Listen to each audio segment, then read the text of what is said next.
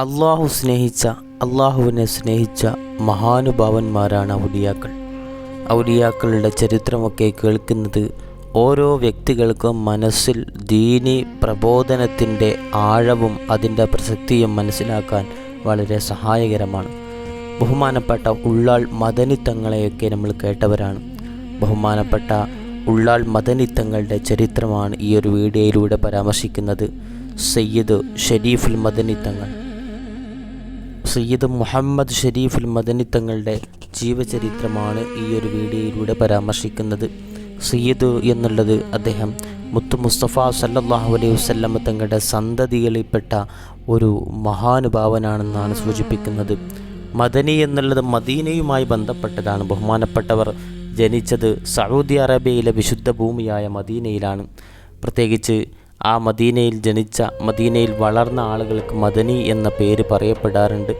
അദ്ദേഹത്തിൻ്റെ പിതാവും മാതാവും ദീനിൽ അടിയുറച്ച വളരെ പുണ്യാത്മാക്കളായിരുന്നു. അതുകൊണ്ട് തന്നെ അവരുടെ ജീവിതം അദ്ദേഹത്തെ വളരെ ആത്മീയമായിട്ടുള്ള ഒരു ചിന്താഗതിയിലേക്ക് തന്നെ ആക്കി തീർത്തു. ഇസ്ലാമിക പ്രചരണാർത്ഥം ഇന്ത്യയിലേക്ക് സൗദി അറേബ്യ ആ ഒരു പ്രദേശങ്ങളിൽ നിന്നും കടന്നു വന്നവരിൽപ്പെട്ട മഹാനുഭാവൻ ഒരാളായിരുന്നു ബഹുമാനപ്പെട്ട മദനി തങ്ങൾ. പ്രത്യേകിച്ച് ദക്ഷിണ ഇന്ത്യയിലെ തീരപ്രദേശങ്ങളിലേക്കാണ് അധിക പേരും വന്നിട്ടുള്ളത്. അതിൽപ്പെട്ട ഇന്നിപ്പോൾ കർണാടകയിലാണ് ഉള്ളാൾ സ്ഥിതി ചെയ്യുന്നത്. ആ ഒരു പ്രദേശത്തിലേക്കാണ് ബഹുമാനപ്പെട്ട ഉള്ളാൾ തങ്ങൾ കടന്നെത്തിയത്. പിന്നീട് കേരളത്തിൻ്റെ വടക്കൻ ഭാഗങ്ങളിലേക്കും ബഹുമാനപ്പെട്ടവരുടെ സ്വാധീനം വ്യാപിച്ചു എന്നുള്ളതാണ് ചരിത്രം പറയുന്നത്. അന്നത്തെ കാലത്ത് അറബികളുടെയും മലബാറിൻ്റെ വ്യാപാര ബന്ധം ശക്തിയായതിനാൽ അത്തരത്തിൽ ദീനീ പ്രചരണം വളരെ എളുപ്പമായിട്ട് നടന്നിട്ടുണ്ട്. ബഹുമാനപ്പെട്ട മദനി തങ്ങൾ ഇവിടെ ദീനീ പ്രബോധനം വളരെ ആഴത്തിൽ നടത്തിയിട്ടുണ്ട്. അഖീദയും ശരിയായ ദീനീ പ്രബോധനം ജനങ്ങളിലേക്ക് എത്തിച്ചു. ധാരാളം പേർ അദ്ദേഹത്തിലൂടെ ഇസ്ലാം സ്വീകരിച്ചു. അദ്ദേഹം ഇസ്ലാമികമായിട്ടുള്ള വൈജ്ഞാനിക മണ്ഡലങ്ങൾ ഇവിടെ സ്ഥാപിച്ചു. വിശുദ്ധമായിട്ടുള്ള ഖുർആൻ, ഹദീസ്, ഫിഖ് തുടങ്ങിയ വിഷയങ്ങൾ ജനങ്ങളെ പരിശീലിപ്പിച്ചു. കൂട്ടത്തിൽ തന്നെ ആത്മീയ ശുദ്ധിയുടെ ഭാഗമായിട്ട് തസവ്വുഫ്, ഹൃദയശുദ്ധിയും അള്ളാഹുവിനോടുള്ള സ്നേഹവും വളർത്താൻ അദ്ദേഹം ജനങ്ങളെ പ്രേരിപ്പിച്ചു. നിരവധി ശിഷ്യന്മാർ അദ്ദേഹത്തിലൂടെ ആത്മീയ വളർച്ച നേടിയിട്ടുണ്ട്. വലിയ കറാമത്തുകൾ കാണിച്ച മഹാനുഭാവരാണ് ബഹുമാനപ്പെട്ട മദനി തങ്ങൾ.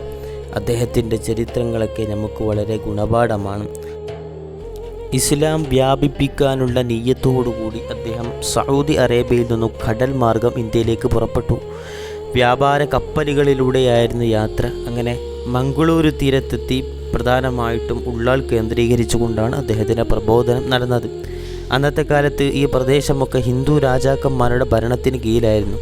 അങ്ങനെ അവിടെയാണ് അദ്ദേഹം ജനങ്ങളോട് വളരെ സൗമ്യമായ രീതിയിൽ സ്വഭാവം കാണിച്ചുകൊണ്ടും പെരുമാറിക്കൊണ്ടും അനേകം ആളുകൾ അദ്ദേഹത്തിൻ്റെ സ്വഭാവം കണ്ട് ഇസ്ലാമിലേക്ക് ആകർഷിച്ചു എന്നതാണ് ചരിത്രം പറയുന്നത്. പ്രദേശത്തെ ഭരണാധികാരികളിൽ പലരും അദ്ദേഹത്തെ ആദ്യ സമയത്തേക്ക് എതിർത്തിട്ടുണ്ടായിരുന്നു.